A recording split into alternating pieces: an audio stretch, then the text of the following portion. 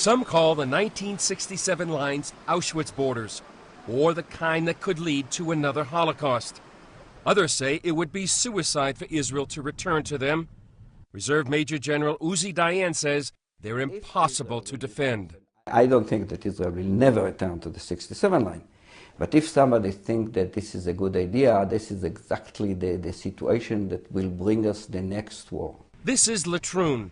It overlooks the Ayalon Valley, where battles have been fought since Bible times.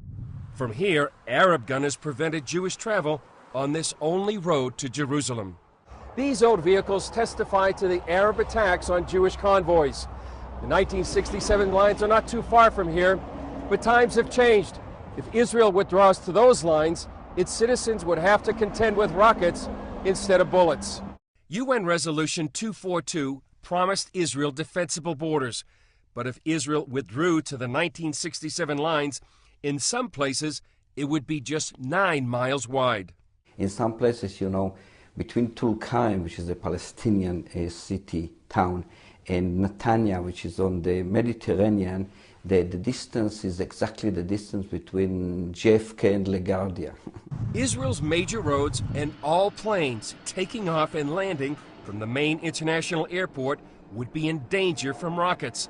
70% of the population and 80% of the Israeli industrial production is in that coastal strip. One of the main defenses of Israel, Dayan says, is to maintain control over the Jordan Valley. 67 line is a line that actually is the anti-defensible border. It's an unsecured border, and it's a temptation to attack you. The only candidate is the Jordan River, the Jordan Bekaa. It would provide Israel with a strategic depth of just 40 miles against ballistic missiles, the same perimeter as U.S. naval carriers keep. The Jordan Valley defense provides about a 4,000-foot natural mountain barrier between Israel and Jordan to guard against conventional attacks from the east, from countries like Iran. Israel must also control the airspace. A fighter jet can fly from the Jordan River to the Mediterranean Sea in just 4 minutes.